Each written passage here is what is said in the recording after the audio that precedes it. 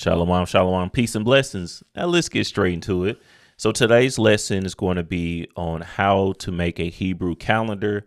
And also I'm going to show you my new moon and feast day calendar for 2025. There is a lot of cover, so let's just start from the top. So what even is a feast day? So just how we have holidays in this society like Christmas and Thanksgiving and whatever else, Easter, all these different so-called holidays, right? When it comes to the scriptures or the Bible, we're not supposed to be keeping any of those days because none of those days, at least, I was going to say none of those days are found in the Bible, but some are. They're just encouraged for us not to keep them, or it's a sin to do these different things. And it's because all of the different holidays that are kept in this society, in this country of in the United States of America, and also globally, worldwide, it's all after the veneration. All of them are all after the veneration of a pagan deity, okay, of a pagan god, which means if you keep these holidays, you also are doing that under the energy, all right, on the spiritual energy of the celebration or what's spiritually called veneration of a pagan god. So even the holidays that normally, brothers, I don't see them talking about are going into the pagan roots, like a Thanksgiving and Valentine's Day and what else? So-called Independence Day, July the 4th.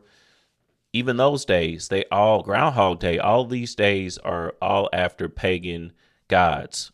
Okay, that's why we're not to keep them.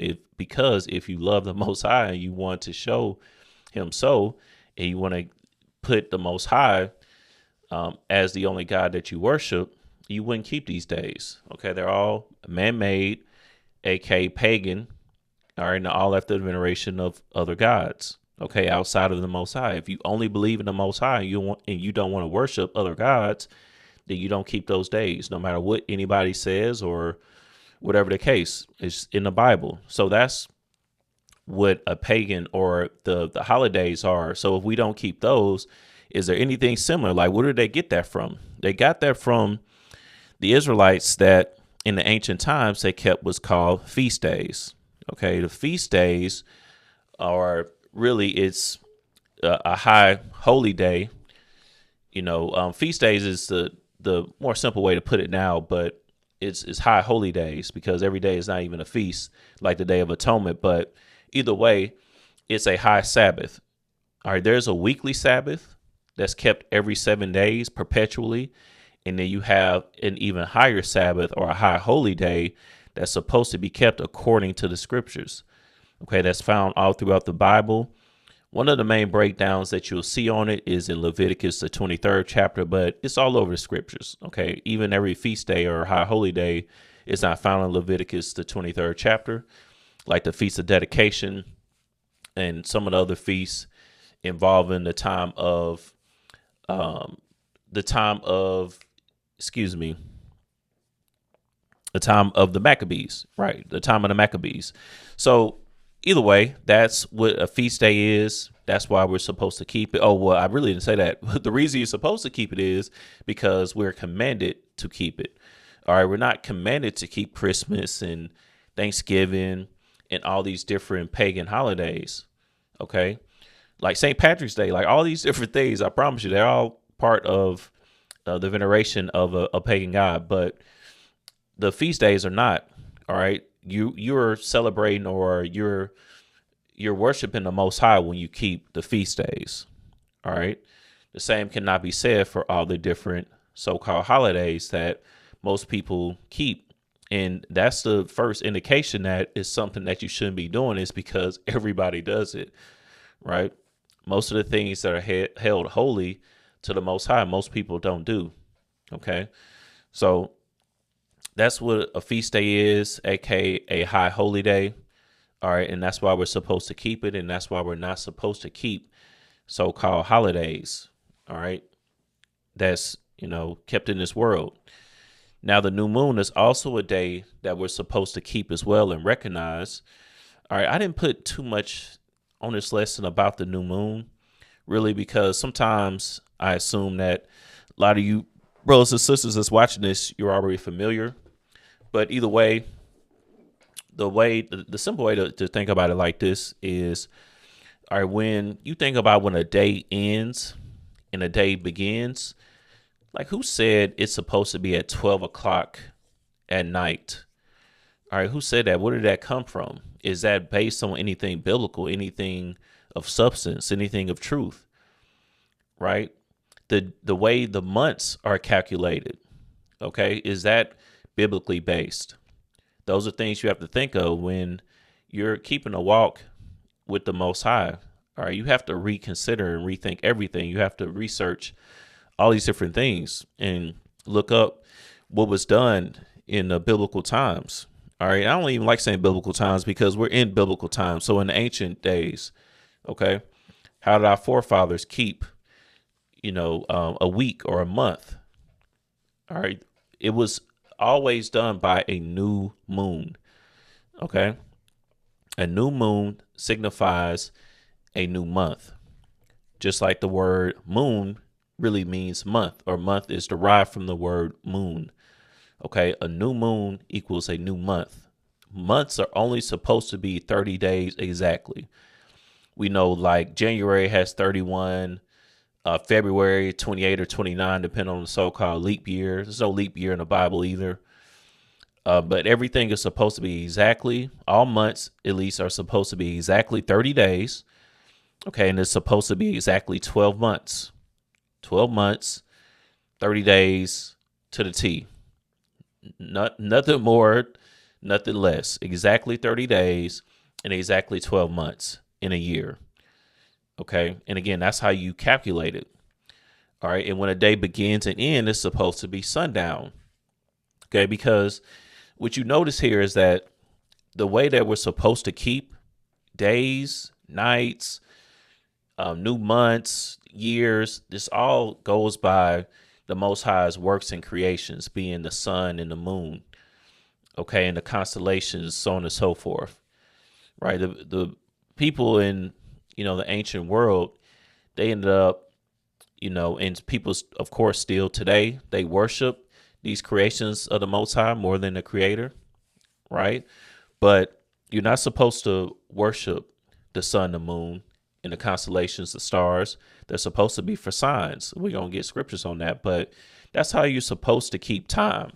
And before you had iPhones and digital watches and Google and things like that, this is how you knew what time it was. All right, this is how you knew when a month began, when a month ended. Okay, you would go by the constellations, which used to be a lot easier to see before all the different buildings and so on and so forth. But either way, just giving that little intro, just in case, you have newer brothers and sisters that are interested in, and don't know this information. But a lot of y'all already do. So you know what you're looking at, but just in case. Okay. Now from there, once we realize what a new moon is, what a high holy day or a feast day is, now, okay, how do you find out what it is, right? That is, to me, at least for me and brothers that I know, when we first got started, it was tough, like figuring all of this out. And I mean, a lot of brothers that came in at the same time as me, they still don't know how to exactly like just start from the top, right? Because it's a big adjustment when you're so used to what we call as the Gregorian calendar.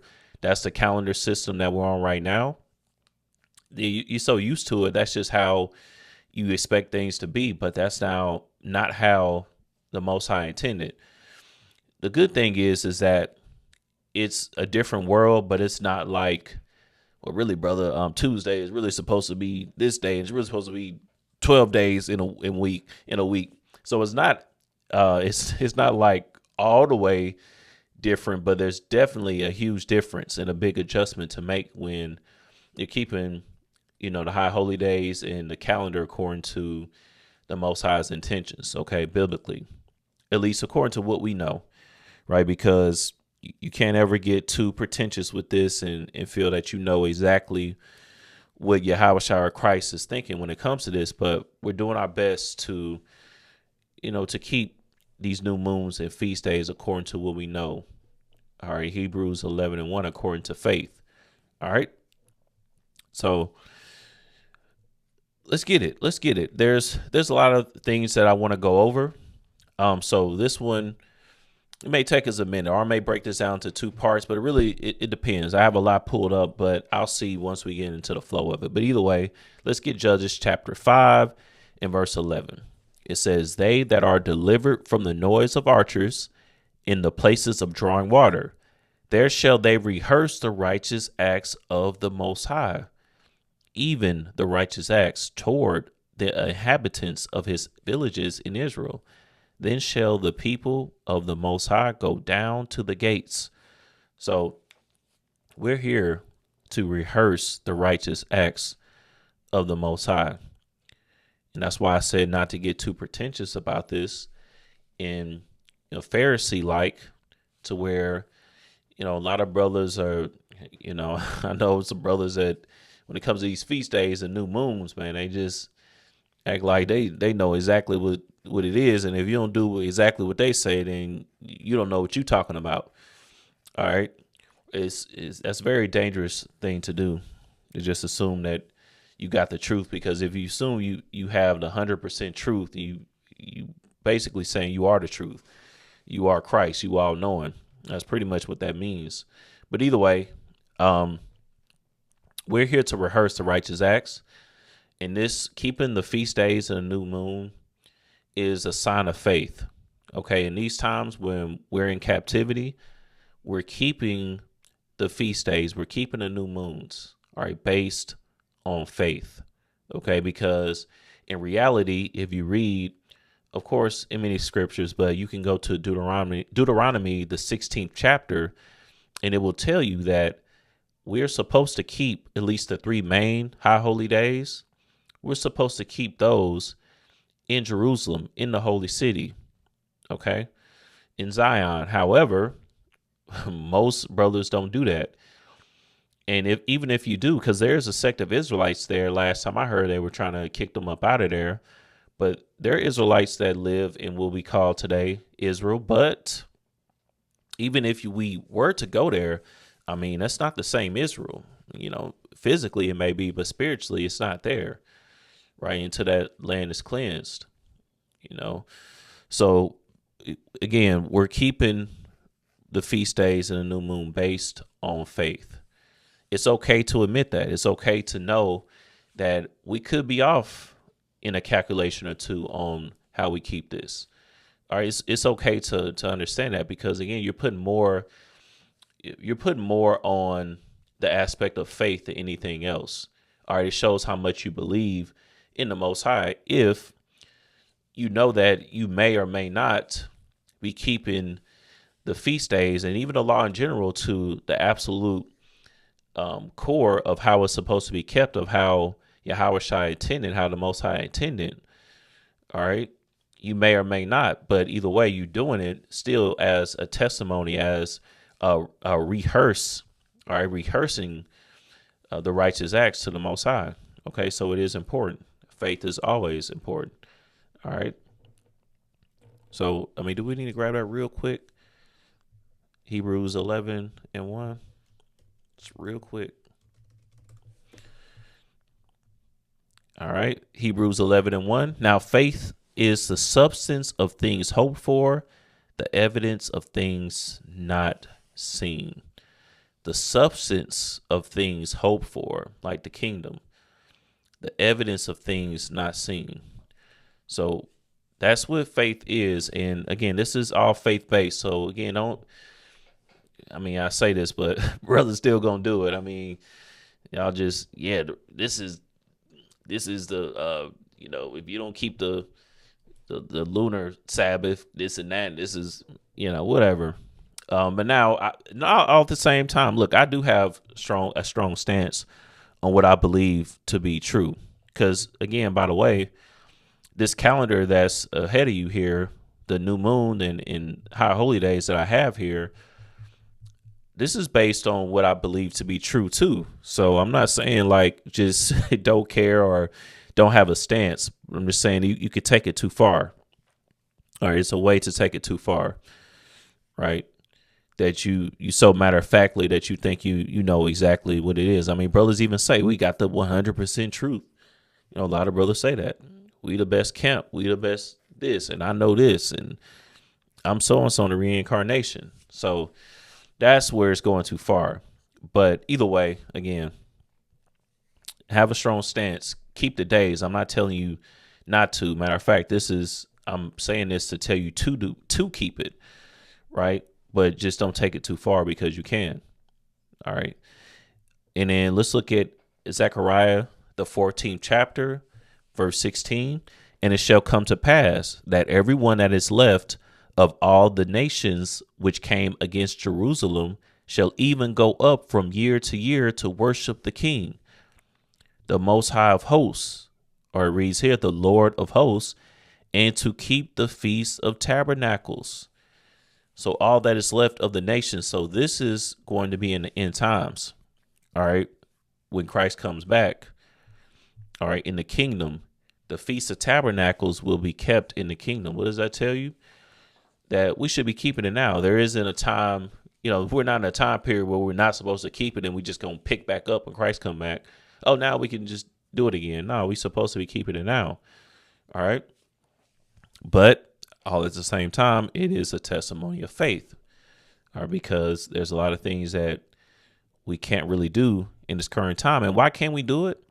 It's not an excuse or anything like that. It's just that when you're in captivity, you're not afforded the same luxuries as you are in rulership. All right. Anyone that's in captivity, all nations that are in captivity, mainly us. All right. We can't do some certain things. All right. And that's why the whole vibration of the world is on the left hand path is of paganism, because that's who's in rulership.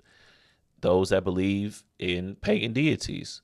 Right. If we were in rulership like we will be in the kingdom, it's the complete opposite. The whole vibration is to keep the Most High statute, laws, and commandments. All right. But it's the complete opposite. That's why the God of this world is Satan. OK, that's the God of this planet, of this earth, of this society, of Babylon, whatever you want to call it. Right. So I think I was going to grab Tobit really quick, but I think I pretty much made the point that we're supposed to keep the feast days. Right. And that you're supposed to go to Jerusalem for the 3 main feast days. All right. So I was going to grab that, but I was going to grab verse 6, I believe. But you know what? We do have a lot to cover, so I'm going to keep it pushing. Now, mainly, you're going to see that the feast days are shown in Leviticus, the 23rd chapter. Okay, now, not all of the feast days or high holy days are kept. Not kept or shown in this chapter, but it's just a good chapter, to show most of the feast days or the high holy days. And it's a good reference to have. So if you can remember that, you can pick up most of them. Okay. Now let's read. It says laws of religious festivals. That's what they call it here. Let's get Leviticus chapter 23 and verse 1. And the Lord spake unto Moses, saying, verse 2, speak unto the children of Israel and say unto them concerning the feast of the Lord, which ye shall proclaim to be holy convocations. Even these are my feast. So it starts there with verse 3 going into the weekly Sabbath and on down, talking about the Passover, the Feast of Unleavened Bread. Then you see verse 10 going into what we call Pentecost in Acts, the 2nd chapter. All right. And then the blowing of the trumpets, or the memorial blowing of trumpets. And then you have the Day of Atonement. Then you have the Feast of Tabernacles, on down, so on and so forth. But again, this is just a good reference to show the feast days. So these are the actual days that we're supposed to keep according to the Most High. All right. We're supposed to abandon all of the pagan festivals. Okay, what they call here a festival are the different quote unquote holidays. Now, I could go into more of the specific feast days, but really I wanted to just show my calendar that I calculated. I wanted to show some information about the new moon, and I wanted to show you how I did it. Maybe we'll need a part 2 to kind of dive into, more information, but I'm just giving you a foundation here. This is more a foundational video than, a complete detailed dive onto every feast day, so on and so forth. All right. Because it's just not enough time to do that in one lesson. But let's get Sirach chapter 43. And then let's start at verse 6. It says, he made the moon also to serve in her season for a declaration of times and a sign of the world. Verse 7, from the moon is a sign of feasts, a light that decreaseth in her perfection. Verse 8, the month is called after her name. I think I said that earlier. The word month comes from the word moon. Okay. Increasing wonderfully in her changing, being an instrument of the armies above, shining in the firmament of heaven. The beauty of heaven, the glory of the stars, an ornament giving light in the highest places of the Lord. At the commandment of the Holy One, they will stand in their order and never faint in their watches. So it's talking about the moon, and the moon being a sign of feast. And that's why we have to know when the new moons are, because that's the beginning of the month. Okay. In the beginning of the month shows you the duration of the month, and when the month begins, the different days of the feast are kept at various times, normally like the 15th day or the 14th day, or like the Day of Atonement, the 10th day of the 7th month. So you have to know when that is. In order to know that, you have to know when the new moons are. Okay. So again, there's a lot more I want to cover. There's a lot more nuances that I really would like to cover, but I just know I don't have the time in this one lesson here. But now, first things first, the easiest part to understand is the new moons. All right. We talked about what is the new moon. How do you find the new moons? Okay. If you've never heard this before, I'm going to show you now. So there's various websites that you can go to. The website that I personally like to use is called the Almanac. So almanac.com. And if you go in here, you can put in your specific city. Right here in Birmingham, Alabama. That's why we're called, or this page is called Birmingham Brews, is because we're in Birmingham, Alabama. Okay. I put in Birmingham, Alabama. And if I put in here the month, January 2025, all right, this here, well, if you go to the main website, it's not going to show all that, right? So you have to go. So if you go to almanac.com and you go to moon and sun right here, if you go to January moon, it gives you like this article. You have to go to a specific part of this website in order to, I think it's this one right here, full moon dates chart. Yeah, so if you go here, and it's probably a faster way to get to it. Like I just have it bookmarked, so I get right to it. Maybe it's calendar. Yeah, moon phase calendar. There we go. Okay, moon phase calendar. So if you go to almanac.com and you go to calendar and you go to moon phase calendar, now here you can put in your exact city and state, and that's going to help guide you to show you your new moons and your moon cycles from where you currently reside. Birmingham, Alabama, January 2025. You can go back or forward many dates as you see, but we're going to go to January 2025 and let's see what we have here. So the moon pretty much goes through the same cycle. All right. It starts off dark, right? And then it increases in lights, just like we read in Sirach, the 43rd chapter. And it does that twice throughout the month. So it starts out dark, then it gets full, and then it decreases again until you have what's called a new moon, and then it starts over again. Okay. And this isn't a new moon here. It'll indicate here, at least using this website, it'll tell you, it says here, new moon. And then they'll tell you what time approximately that the new moon comes in. You need both pieces of information here. Okay. So this is what I normally use. All right. And again, using this website, you need both pieces of information. And so let's talk about why. Now let's go back to the calendar. So it says here, new moon 2025, 11th month, January 28, 2025. And we see that here coming in on the 29th at 6:37. So this one is kind of difficult. I'll try to explain it to the best of my ability.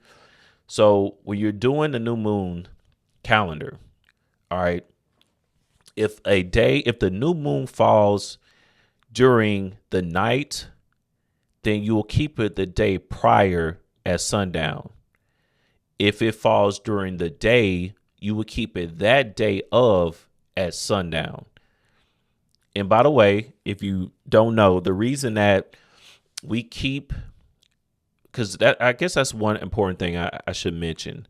Like I said, there's so many parts of this to really understand fully, but I don't need to skip this part because a lot of brothers do have questions about this.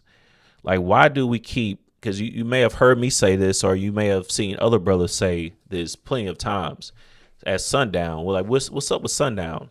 So sundown is when the day ends and begins simultaneously. Okay, so that's how you're supposed to keep your days, by sundown, again, by the Most High's creations. That's how we know when days begin, when days end, when months begin, when months end, durations of time, so on and so forth. It's not by some arbitrary number like 12 o'clock a.m. Okay, so that was prophesied to happen, though, in the book of Daniel, the 7th chapter, verse 25, I believe. It tells you how the fourth beast would come to change times and days. But either way, let's go to Leviticus, the 23rd chapter, and let's start at verse 32. This is referring to the Day of Atonement, but really all days in general. Let's read. It says, "It shall be unto you a Sabbath of rest, and ye shall afflict your souls. In the 9th day of the month at even, from even unto even shall ye celebrate your Sabbath." So why does it say from even unto even?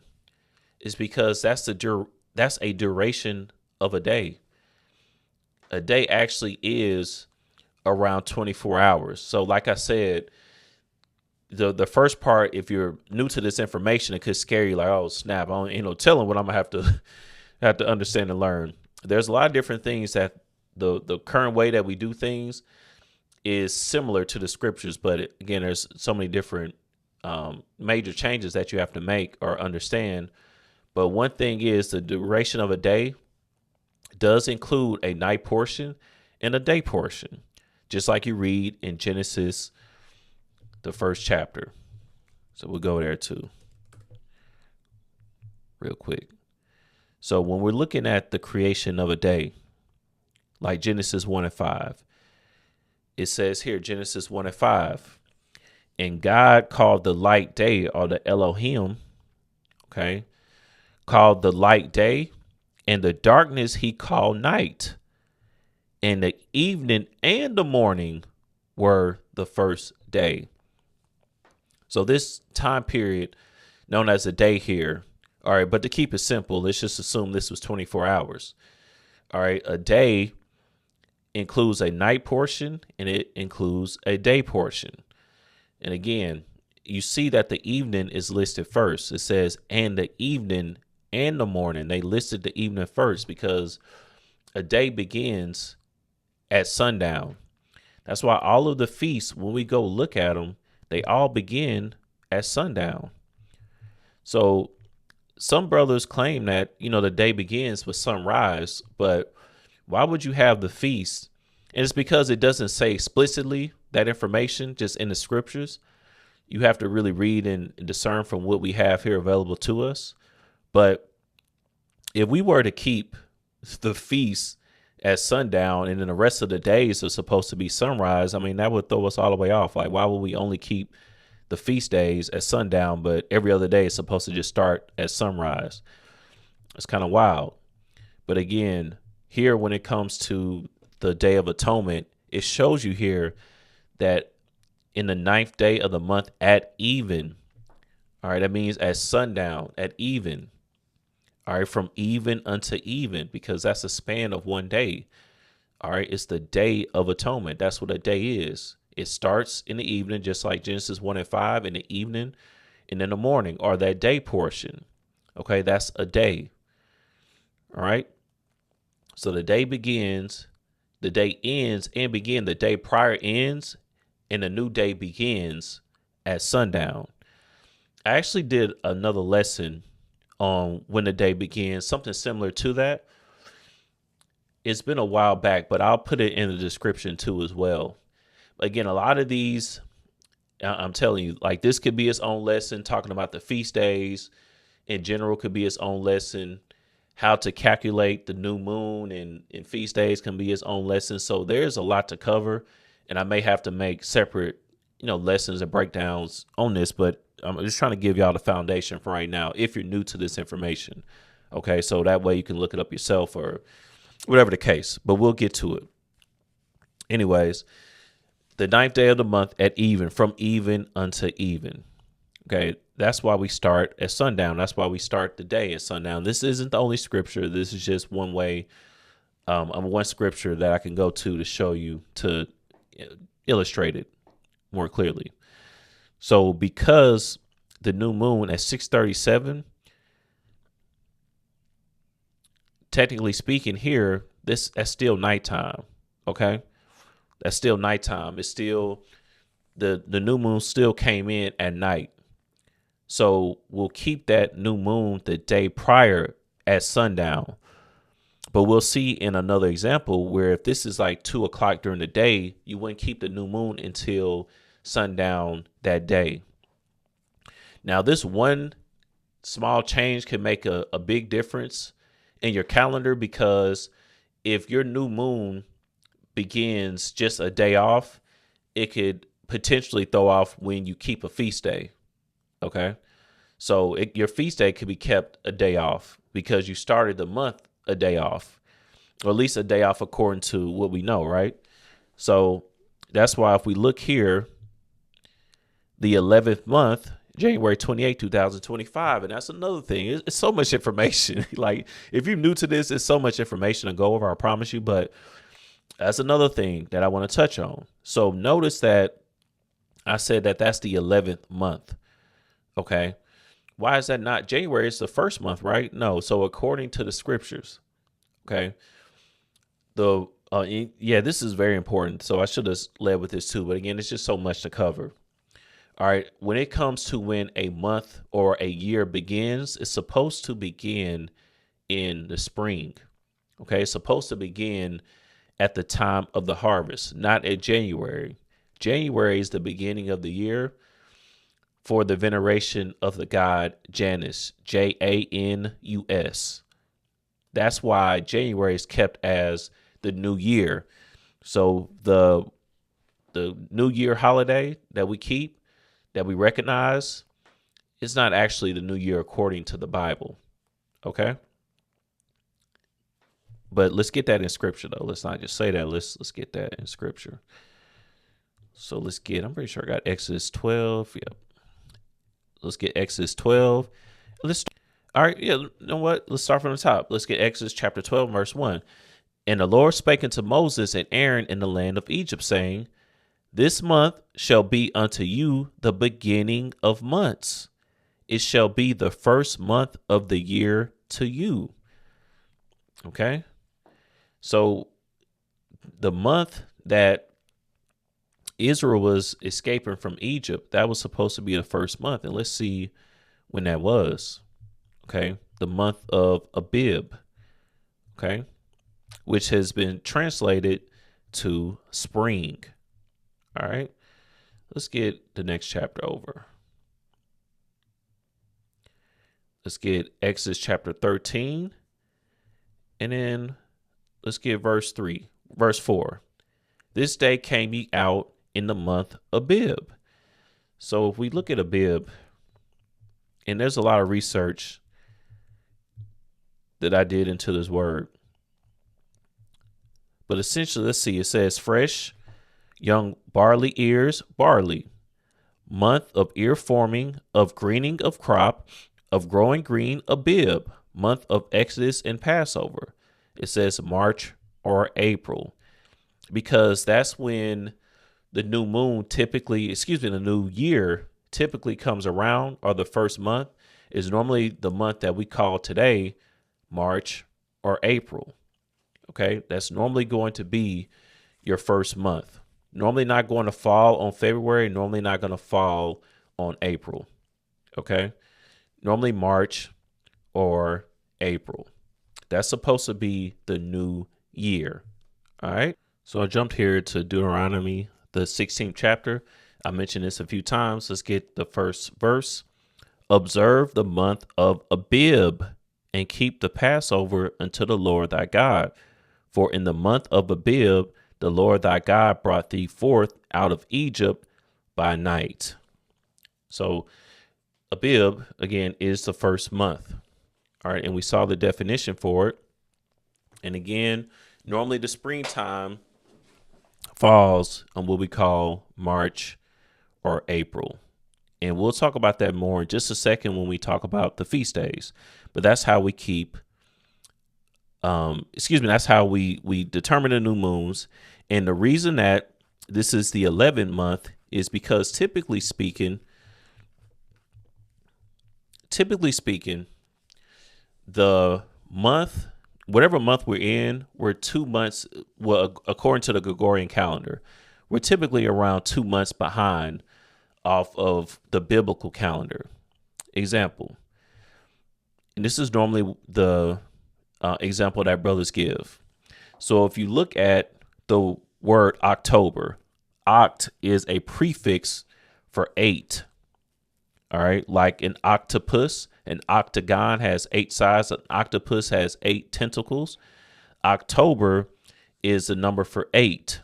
All right. Oct is a prefix, for 8. But when it comes down to the calendar, we know that's the so-called 10th month.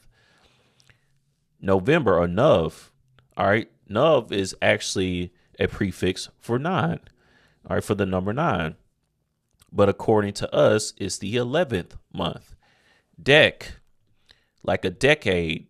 All right. Or a decagon, that's 10 sides. December is normally a prefix for 10, or even sept. Okay. Sept is a prefix for 9.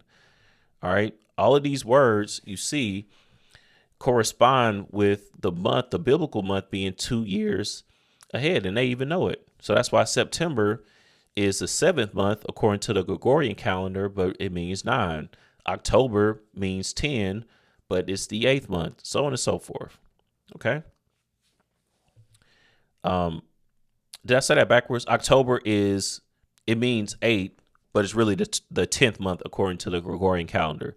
November means 9, but it's really the 11th month. In Dec, or December, Dec is a prefix for 10, but according to the Gregorian calendar, how we keep the calendar, it's the 12th month.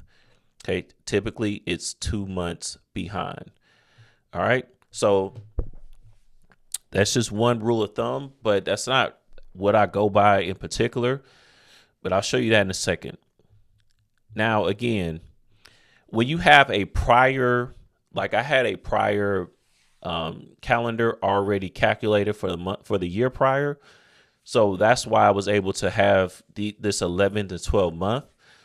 And that's how I was able to keep the know what the 11th and 12th month is. Okay. Excuse me, y'all. Like I said, it's so much information. I'm trying to condense a lot of it and make it make sense. So if you see me like pausing for a second, or you hear me pausing, that's why I'm trying to be as concise as possible, but also give enough information. Either way, this is what's really important. All right. One of the most important things about keeping a calendar is figuring out when the first month is, because you can get the 11 and 12 month if you can just start from the first month, because that could be confusing, right? Like if you like, hey, I get it, 2 months behind, I get it. But how do you start the year? I would start my calendar with the first month and then kind of work it like that. But how do you determine that? What is the first month? Like if you didn't do a calendar last year, you want to start brand new, how would you do that? So very simple. Well, kind of simple. But once you understand it, you'll be good. Okay. You start essentially with figuring out when the month of spring is. When you know when spring is, all right, according to the constellations, what's called an equinox. All right, once you understand that, you can find out when the first new moon is, and that's when you start your calendar. That's the first month. The first month is the first new moon after the beginning of spring. So whenever the beginning of spring is, that's going to be where you start your calendar at. Okay. And to me, that's why, because since this can depend on where you are, and like we looked at the time when sunrise is, this is why I believe that the Most High required for the Feast of Weeks, all right, for the Passover, and also for the Feast of Tabernacles, that all men were to appear back in Jerusalem. So everything would be all aligned in just one spot. But either way, let's see. You could just look up when is spring 2025. Okay. When is spring 2025? It says March 20th on Thursday. Okay. Now we have March 20th. So once we know that, we can go look here in the almanac and go to March. So let's go to March 2025. Let's go to search. And then here's March 20th. So the first new moon after spring, the beginning of spring, is going to be your first month. All right, so we'll go down, we look, and now look, new moon. So we see the new moon comes in again during the night. 6 a.m. is still the nighttime.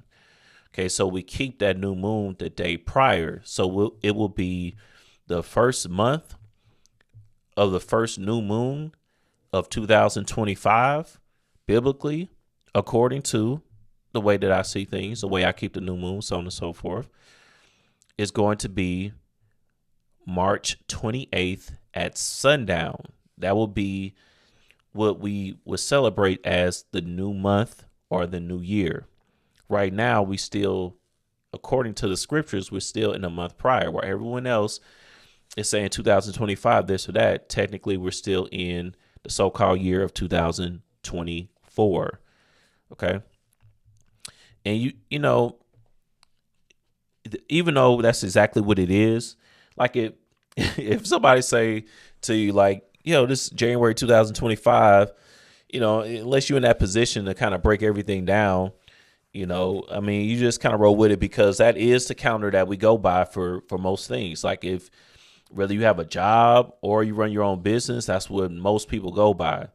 So, unless you want to spend your time explaining to every single person you interact with, you hear people say that and you go with it from the standpoint. I ain't talking about going with it like celebrating, any of the pagan days, nothing like that. Don't get it twisted. What I mean by it is you don't have to explain this to every single person you come across. That's where I'm getting at. Okay, so anyway, sundown of March 28th. That should correspond with what we have here. Yep, March 28th at sundown. That's going to be your first month. When you have your first month, now you can go and look at when the feast days are, and you can break everything down and get your own calendar. Okay, so this can be your first day. But again, there's so many nuances. Brothers keep the lunar Sabbath. Brothers start their new moon differently. There's a lot of different doctrines or different beliefs or ideologies around this. So I'm keeping it very brief according to what I believe to be true. Okay, according to the scriptures, according to my perceptive. All right. Perception of the scriptures. I have to include that because I'm not saying what I have here is a end all be all. All right. But this is what I believe to be true. All right. So according to that, you have a destruction of Nicanor in Purim. That's in the scriptures. But you know what? I'm going to keep it. I'm going to just start like this. Let's just start at Passover.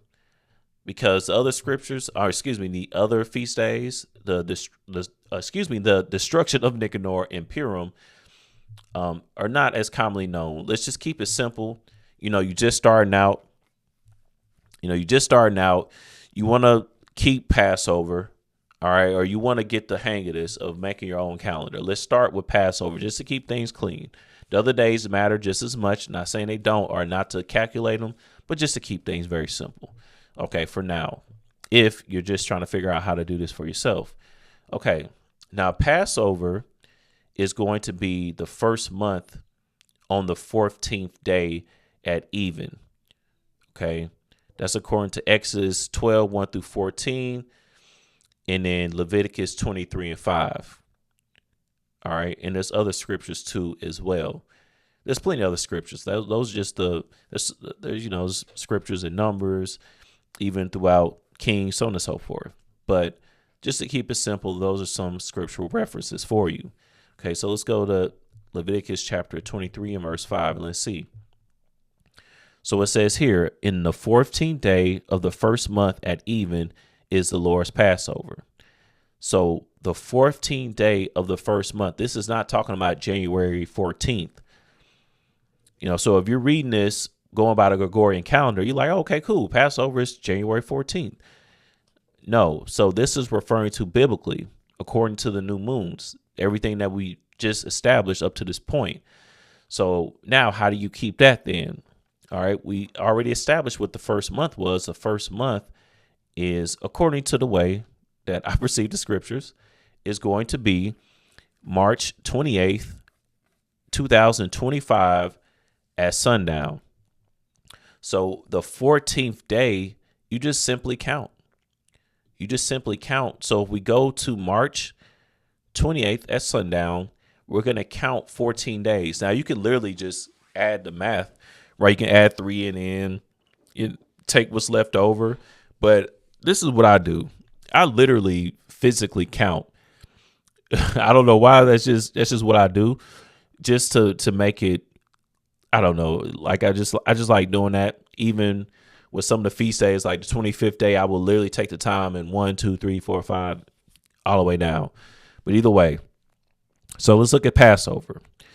All right. So since March 28th at sundown is the beginning of the first day, the next day is the beginning of the second, beginning of the third, beginning of the fourth, beginning of the fifth, beginning of the sixth, beginning of the 7th at April 3rd, beginning of the 8th, beginning of the 9th, beginning of the 10th, beginning of the 11th, beginning of the 12th, beginning of the 13th, beginning of the 14th.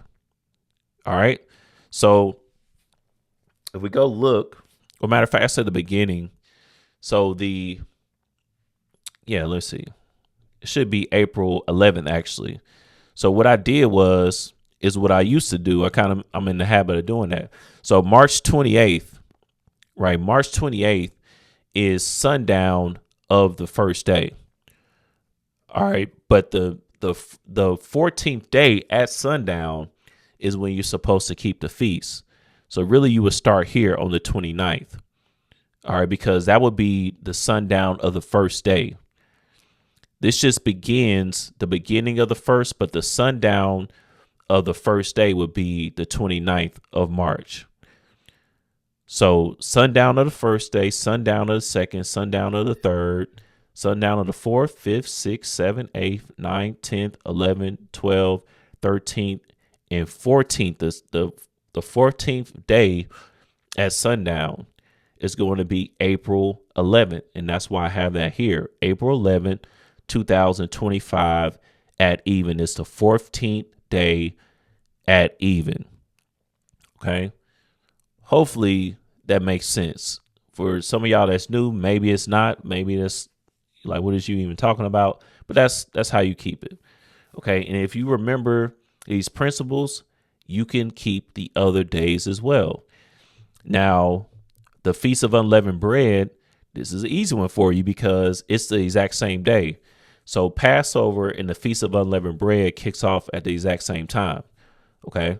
So the Feast of Unleavened Bread begins to the 14th day at even as well, just like the Passover. So you're supposed to have the Passover that also you start the Feast of Unleavened Bread, and then that lasts for 7 days. Okay. So essentially you can count 7. This one that you can pretty much do with just math because it's just 7 days. Right. So you would take the 11th, you would count that day because that's the first day, the 12th, 13th, 14th, 15th, 16th, and 17th. Count that 7 days. And then there goes your 7 days for the Feast of Unleavened Bread. Okay. Day assignment, 23rd day of the second month. Yeah. Basically, this is going over how you even create your own calendar. Really, this video would be it would be mad long if we went over each feast day and counted and everything, but that's your foundation. Okay. And there's a lot of different parts of this I didn't go over, but y'all let me know if you want me to continue and do like a second part. But it gets very complicated, especially when you add in the different beliefs and so on and so forth. I just happen to know these things because I've been around for a little minute. Right. But I didn't touch on all of them. And this is not really like this is why I keep it type of video, or proving why sundown, or why I keep the beginning and end of a day at sundown. That's a different video. Right. Each feast day, breaking that down, is a different video. Right. Talking about when spring begins is his own video. It's so many different aspects of this. It's pretty complicated. All right. If you're new to it, at least. So let me know if, if y'all have any specific questions. And what I'll do is I'll put its full calendar in the description of this video, and y'all can see it from there. But I don't want you to take this and just start keeping it. Try to cross-reference. Try to do it blank and see if you can create your own calendar and see what you come up with. Right. So don't just go blindly by what I have here, because, again, this is not the end all be all calendar. All right. This is what I believe. I feel strong about it because I took my time and actually, dove through these days. So don't get it twisted. Like, I believe this. I ain't saying like I don't. 1,000% believe this to be true, according to the Most High, all praises. But I don't want you to do that. I want you to create your own calendar if you're interested, or, if you don't want to, it's just if you want to. If you don't, you can't just look at this and go by this. Because, again, at the same time, we are doing this according to faith, or whoever, whatever organization you're in, or whatever the case, you can just go by that calendar. It's all good. But brothers did ask me about this, so I wanted to put it out. But either way, that's pretty much it. Let me know if brothers have any questions about this. Engage with me. It's all good. You can shoot me an email, or you can just write in the comment of this video. But that's pretty much it. Lord willing, it was edifying. Until the next time, I bid everyone a mighty shalom.